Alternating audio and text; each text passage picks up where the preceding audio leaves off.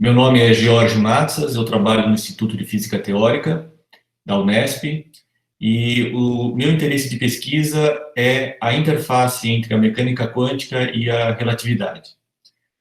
Então, para eu tentar colocar em contexto por que isso eu julgo como sendo relevante, eu começo dizendo que a física moderna ela se apoia em duas grandes pilastras.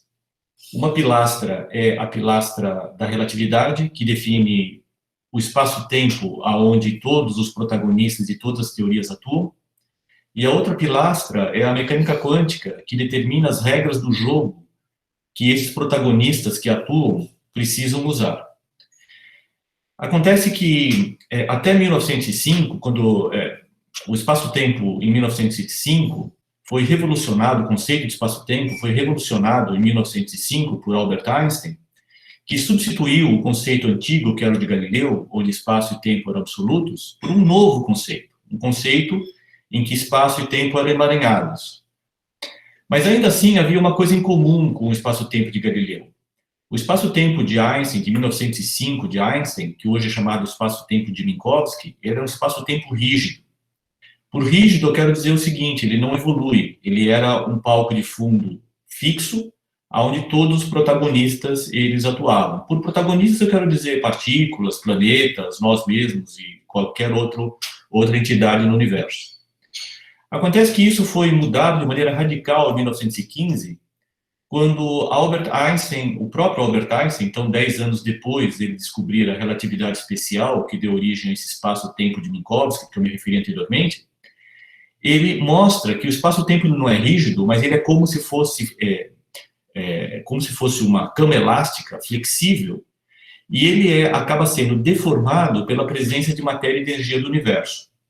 Isso quer dizer que o espaço-tempo, assim como os demais protagonistas, ele evolui no tempo.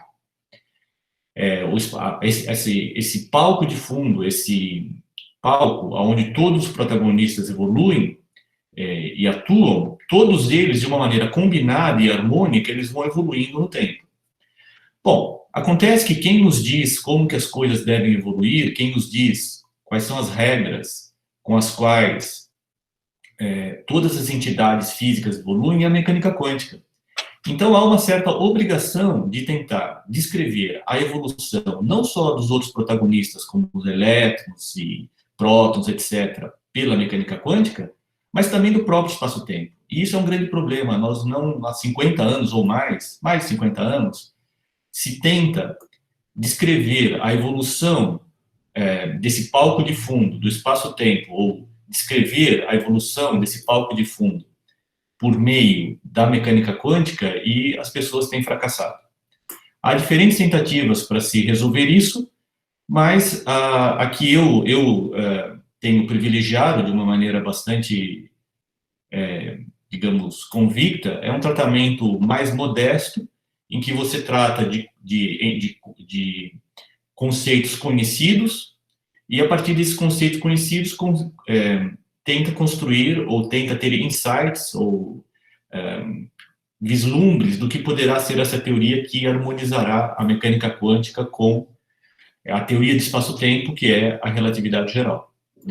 Eu, pessoalmente, estou preocupado com um subproblema, ou, digamos assim, eu estou preocupado com uma restrição dentro desse grande esquema, que é a análise do vácuo em espaços-tempos, como que o vácuo quântico ele se comporta em espaços-tempos curvos, que, traduzindo, significa como que o vácuo quântico ele se comporta em ambientes gravitacionais, em ambientes em que você tem campos gravitacionais, por exemplo, fora de um buraco negro, né? Como que será esse vácuo quântico fora de um buraco negro? Ele certamente não é nada trivial, ele é muito complexo.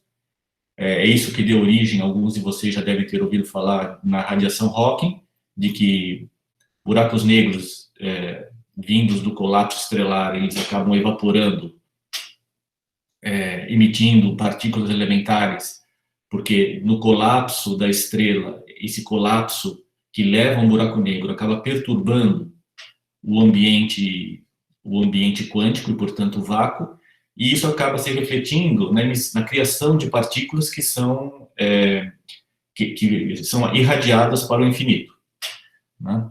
Então, esse problema é um problema paradigmático na área que eu trabalho em outros temas correlacionados com isso, e é basicamente esse o tema. Então, digamos, o tema que eu trabalho é um subconjunto dentro desse conjunto muito maior que está preocupado em como compatibilizar a gravitação com a mecânica quântica.